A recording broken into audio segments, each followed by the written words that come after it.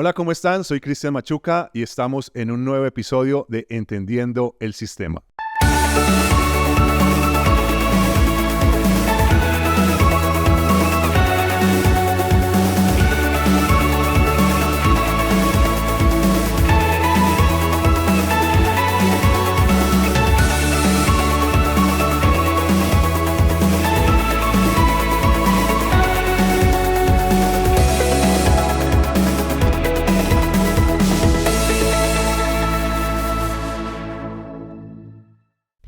Y hoy tenemos un invitado muy especial. Él es Daniel Páez. Gracias, Daniel, por aceptar esta invitación. Hola Cristian, un saludo especial para ti, un saludo especial para todos aquellos que siguen este podcast tan educativo y tan especial. Para mí es un privilegio poder estar aquí, acompañarte. He seguido uno a uno los capítulos y de verdad que ha sido muy interesante. Muchas gracias, Dani. Bueno, y en esta serie de educación política vamos a hablar de un tema que posiblemente algunos le entienden muy bien, otros no lo entendemos tan bien y por eso queremos a alguien que sabe del tema y es sobre la parte pública, las políticas públicas. Pero antes de esto, de entrar en el tema, ¿quién es Daniel Páez? Bueno, Daniel Páez Mancera, por vocación soy servidor, pero por elección soy internacionalista. Soy líder nacional de jóvenes de la Iglesia Manantial. También soy esposo de una hermosa mujer, Valeria. Llevamos ya casi 2 años de casados. Y soy hijo de unos pastores que aman la iglesia, aman servir. Y bueno, creo que esa pasión me la transmitieron a ellos. Por eso dije que por vocación soy un servidor. Bueno, ¿y qué es servidor? Uno escucha mucho el tema de servidor, pero ¿qué es servidor? Bueno, básicamente es morir a lo que yo quiero para poder que otro salga adelante, para que pueda otro alcanzar su objetivo, ser puente de conexión, ser ayuda para ser esa persona que conecta, pero sobre todo esa persona que muere a sus intereses propios para que los de los demás avancen. ¿Sabría alguien quitar su ego? Totalmente, totalmente. Seguimos, pues bueno, las pisadas del gran servidor, el servidor por número 1 que es Jesús, que se despojó de su posición, 2 de su autoridad, se despojó de todo para servirnos a nosotros y bueno, yo siempre pienso, si Él lo hizo, si Él nos sirvió, ¿por qué nosotros no hacerlo? Es cierto. Bueno, y enfocándonos un poco al tema, no quiero salirme de lo que Daniel hace como servidor, pero quiero que también hablemos un poco de las políticas públicas, que es un poco lo que quiero que entendamos en este momento de entender el sistema. ¿Qué es un poco las políticas públicas? Bueno, Cristian, cuando nosotros hablamos de qué es una política pública, posiblemente lo asociamos con una orden, lo asociamos como con un decreto, lo asociamos como con una ordenanza. Y bueno, vamos a empezar desde lo más básico. Una política pública nace de una necesidad de la comunidad que necesita ser resuelta y no puede ser resuelta en un término de 4 años que duran generalmente los periodos, ya sea presidencial, de gobierno, bueno, digamos que es el periodo, sino que es una necesidad que necesita ser solucionado en una brecha de tiempo considerable, aproximadamente de 4 a 12, 15 años. Una política pública puede ser establecida por el gobierno. Entonces, cuando hablamos de una política pública es que es una herramienta, pero al mismo tiempo es un instrumento que tiene el gobierno para poder solucionar un problema que por muchos años no ha sido solucionado. Dentro del desarrollo de una comunidad o de una sociedad, se necesitan entonces las políticas públicas. Sí, mira, las políticas públicas últimamente, pues bueno, están como en su máximo esplendor. Yo diría que las políticas públicas se han vuelto muy populares. Hemos estado hablando y bueno, en el país conocemos muchas que ahí la política pública de, por ejemplo, hablamos de El Hambre Cero, que son muy famosas. Pero estas políticas son tan importantes porque ayudan a que las personas vean en el Estado que está interesado en sus necesidades para poder resolvérselas y poder generar una mejor calidad de vida. Pero entonces dentro de esto es necesaria la participación ciudadana para que se dé una política pública, porque si no, no se sabe cuál es la necesidad de esa sociedad o de ese entorno, por decirlo así. Totalmente. Tú acabas de dar en el clavo, porque, o mejor dicho, en la pregunta clave, porque hoy en día, como yo lo decía, las políticas públicas están siendo muy populares, pero generalmente tenemos un problema. Y es que las políticas públicas a veces se construyen desde los escritorios. Y ese es un error gravísimo que tiene nuestro país. Creo que nosotros que estamos siendo educados por este podcast es importante entender que la concepción y la percepción ciudadana son necesarias. ¿Por qué? Porque yo desde un escritorio y uno de los profesores de mi especialización que estoy a punto de terminar decía, el gran error de los que hacen políticas públicas es que se sientan a hacer políticas públicas desde su escritorio, pero desconocen lo que pasa en las regiones, desconocen lo que pasa aún en las zonas rurales de nuestra ciudad. Y eso es algo importante. ¿Por qué? Porque una de las claves que debemos entender en la política pública es que se construye de la mano de la sociedad. De lo contrario, es una buena intención. Sí, porque podríamos pensar que en algún lugar el fuerte, voy a poner un ejemplo, son los deportes, en otro lugar el fuerte es la cultura, pero yo no puedo decir al que tiene cultura le voy a colocar más deportes, sino que debo conocer de mano la necesidad de de la sociedad en ese entorno. Entonces, en ese sentido, la gente debe preocuparse un poco también por la participación en las políticas públicas. ¿Por qué no pasa esto? Porque yo veo que muy pocas personas participan en estas políticas públicas. Bueno, mira, Cristian, hay algo muy importante que debemos entender y es que hay ventanas de oportunidades para la implementación de la política pública o bueno, antes de la implementación para la concepción de la política pública. Cuando tú y yo tratamos y iniciamos una política pública, identificamos un problema que está siendo manifestado por la ciudadanía. Entonces, yo, digamos, como Estado, diríamos, voy hasta ese lugar y concerto algunas mesas de diálogo, concerto algunos espacios de participación. ¿Qué sucede? Que muchas veces la política pública genera como una muy buena intención, pero se comienza a desvirtuar.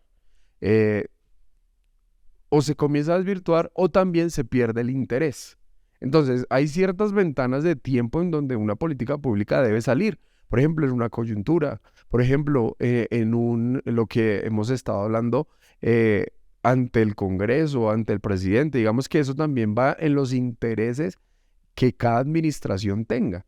Entonces, el problema de nosotros los colombianos, y lo escuchábamos en los anteriores podcasts, es que hay una poca confianza en el desarrollo político, en el desarrollo gubernamental.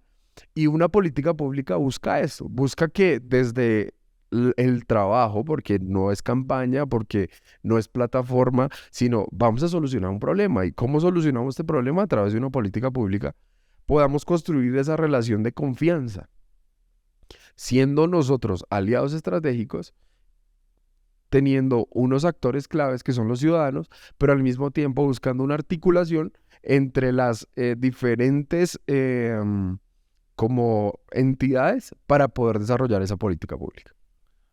Es necesario entonces participar, porque si la gente no Totalmente participa, necesario. La invitación es a que podamos participar en todos los espacios que podamos y que sean necesarios. bueno, ¿y cómo se participa? Porque posiblemente alguna persona diría, no sé cómo participar, hay algunos lugares que uno puede ir, no sé cómo se podría participar en esas políticas públicas en ciertos lados. Bueno, mira, y esto es un concepto clave que podemos establecer como fundamento de esta conversación, y es que los únicos facultados para poder desarrollar una política pública es el gobierno, pero se construye a través de la ciudadanía.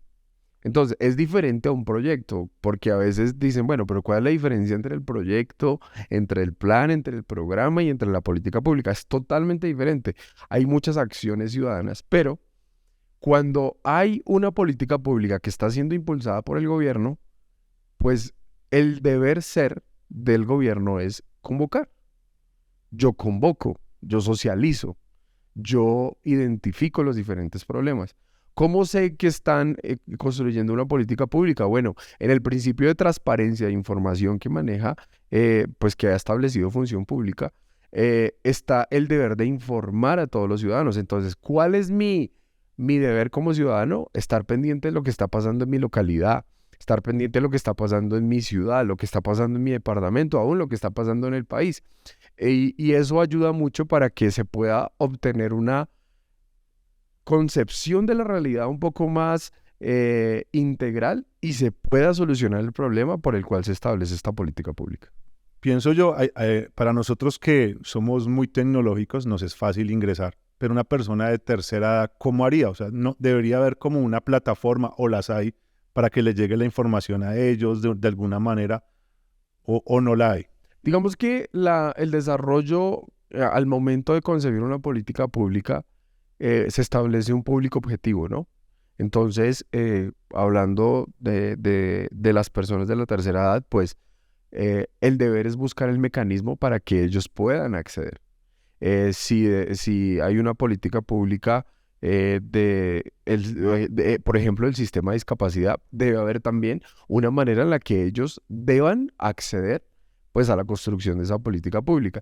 ¿Por qué es importante? Porque si se concibe una política pública sin los principios y los enfoques seleccionados, pues va a ser un documento muy bien elaborado, pero al momento de pasarlo a la realidad, va a tener pues una frustración y no va a generar efectividad en el desarrollo de esta política.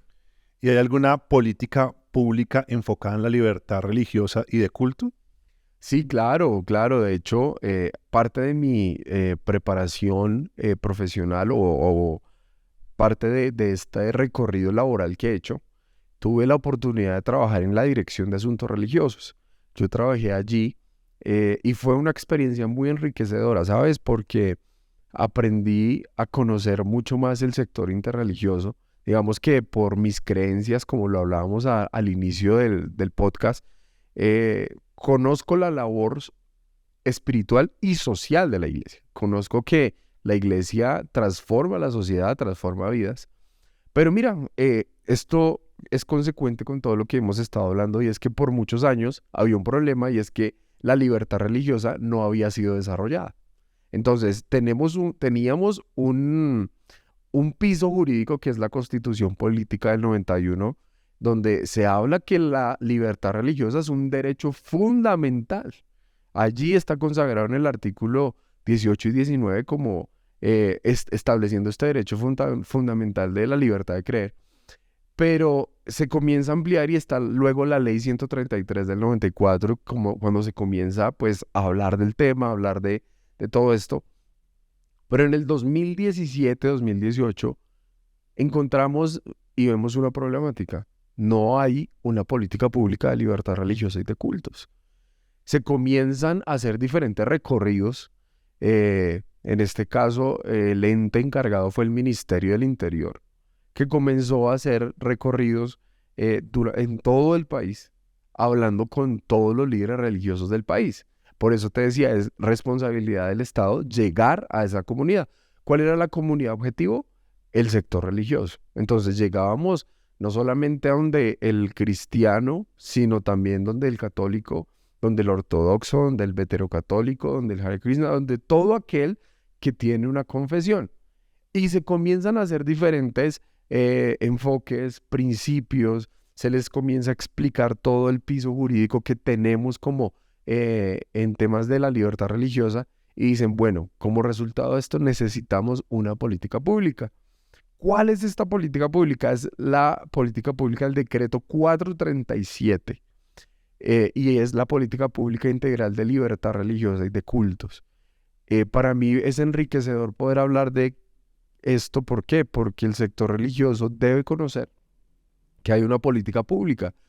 para nosotros, en la que conocemos y tenemos este derecho, pues, de creer, de profesar una religión, pero es un derecho fundamental. Pero adicionalmente a esto nos habla de que el sector religioso es un aliado social y estratégico para la comunidad, para el gobierno. Creo que nos cambia totalmente el espectro porque eh, podemos identificar y ver vidas cambiadas, vidas transformadas. ¿Cómo eso sucede? Pues a través de una acción social y un enfoque espiritual que no lo podemos negar.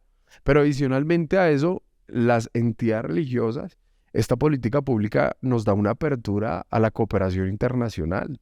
Entonces, podemos entender que recogemos lo que ya teníamos y reconocemos lo que se ha venido haciendo, que ha sido muy bueno, pero también proyectamos. Entonces, esto también es un enfoque de esta política donde se habla y se apertura la cooperación internacional y cómo podemos nosotros hacer parte de todos estos espacios que es necesario en el que se visibilice la, el accionar de las entidades religiosas. Entonces, sí tenemos una política pública y la invitación es a que le saquemos provecho. Pero cuando hablamos de interreligioso, y es como lo hablabas que estaban los cristianos, Hare Krishnas, bueno, en fin, si fue fácil unir todas esas creencias en un solo lugar como para ponerse de acuerdo en las políticas públicas, no sé, ¿cómo fue eso? No, claro, o sea, no es una tarea fácil. Digamos que hablando aquí en confianza contigo y con nuestros amigos que nos están viendo, eh, tenemos un arraigo muy fuerte en nuestras creencias.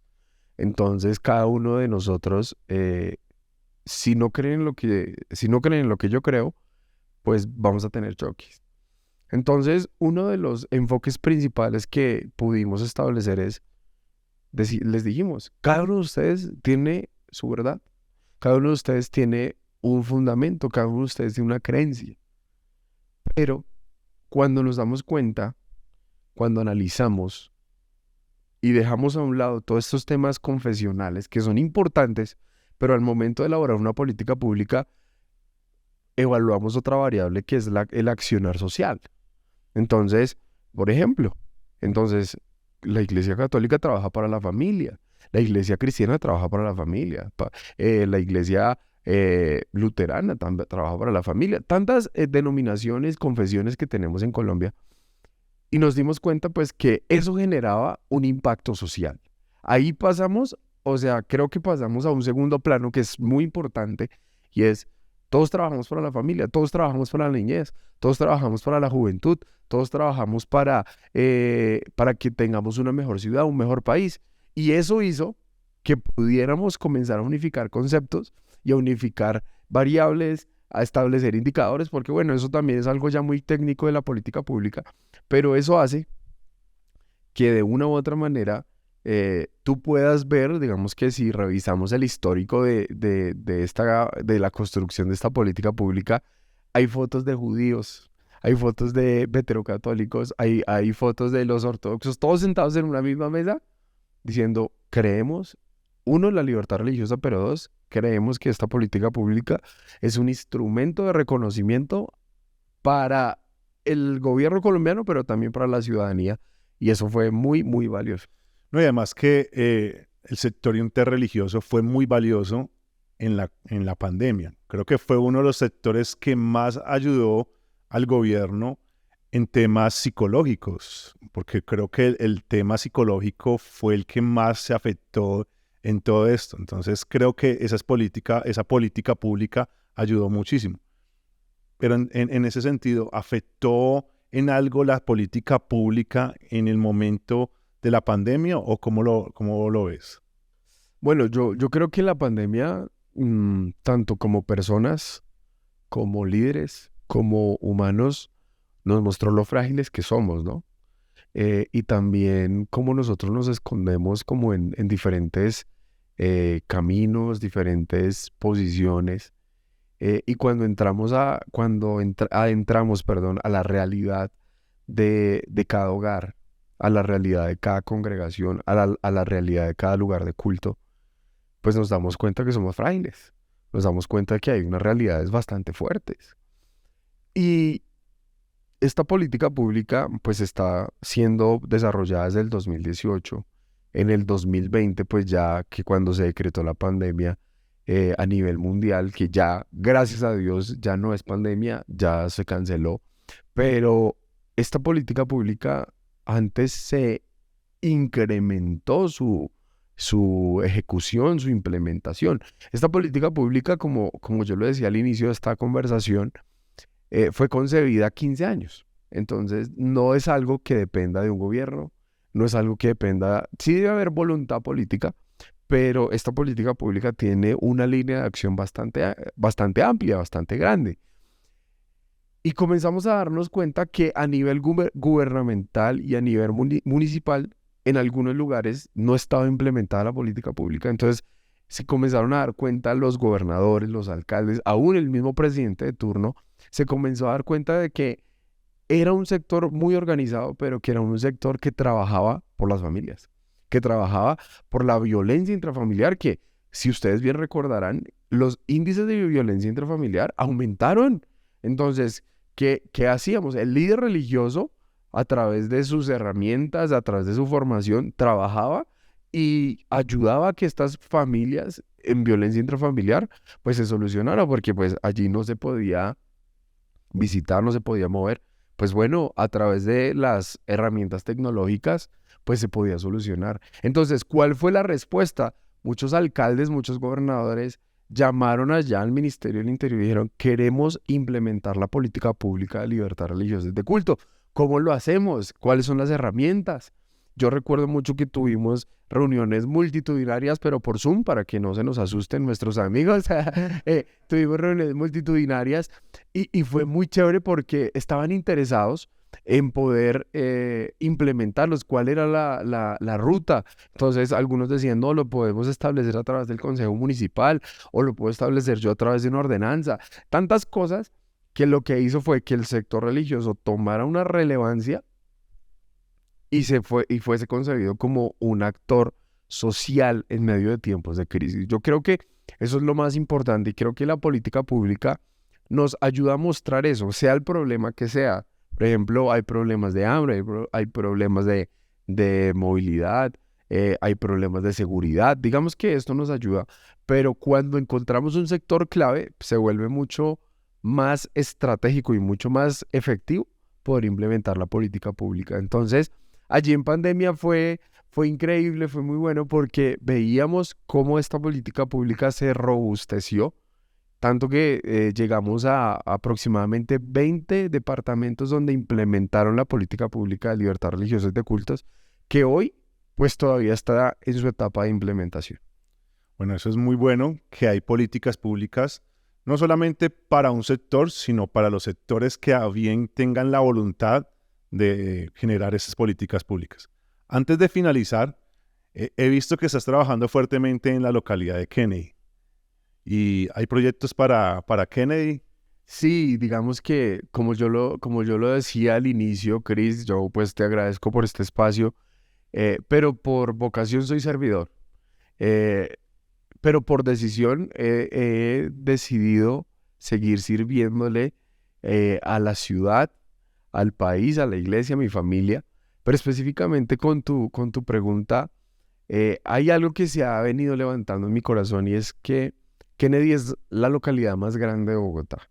Es la localidad más trascendental en temas de seguridad, en temas de salud mental, en temas de movilidad, en temas de desnutrición, perdón. Y eso ha generado una carga en mi corazón. Creo que identifico una carga en mi corazón en la que necesitamos poder incidir en esta localidad. Somos una localidad en la que vivimos aproximadamente 1.200.000 habitantes, o sea, es una localidad Grandísimo. grandísima, es más grande que una ciudad intermedia. Y siendo una localidad tan grande, donde tiene muchísimo, tiene de todas las estratos socioeconómicos, de todas las personalidades, eso ha hecho que pueda yo decir, bueno, si somos tantos, ¿por qué no generamos un cambio? ¿Por qué no generamos una transformación? ¿Por qué no servimos?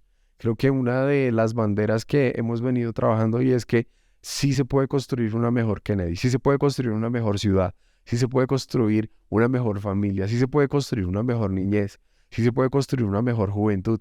Y eso es como el catalizador que nos hace mirar a que debamos aspirar hacia la Hall de Kennedy, a ser parte de uno de estos 11 ediles que van a ayudar a transformar la localidad de Kennedy para que no sea conocida, porque históricamente tiene hasta nombre americano. Entonces, en honor a este gran hombre que pisó Kennedy, John F. Kennedy, tiene una historia en Bogotá increíble, porque allí era el aeropuerto donde aterrizaban las grandes personalidades, pero esto hace que dentro de nuestro corazón siempre podamos construir una mejor ciudad, que podamos trabajar, que podamos avanzar, que se pueda recuperar esa confianza, pero que sobre todo que de Kennedy se hable bien. O sea, sí se puede. Sí se puede y vamos a ganar. Bueno, muchas gracias, Dani, por este espacio. No sé si tienes algo que decir para finalizar o todo está dicho. No, yo agradezco muchísimo este espacio y por último, recordar lo que hemos estado hablando, y es un tip para políticas públicas. El tip de políticas públicas es: primero, arma un equipo clave; dos, identifica la necesidad; tres, ejecútalo; y cuarto, evalúalo, porque eso te va a ayudar a ser un excelente constructor de políticas públicas y a generar un impacto en la ciudad o en el país. Bendiciones y muchas gracias. Bueno, muchísimas gracias por este espacio, Dani, muchísimas gracias, Dios te bendiga. Y a ustedes que han visto este podcast a través de las diferentes plataformas, Dios los bendiga y estaremos próximamente con un nuevo episodio de Entendiendo el Sistema.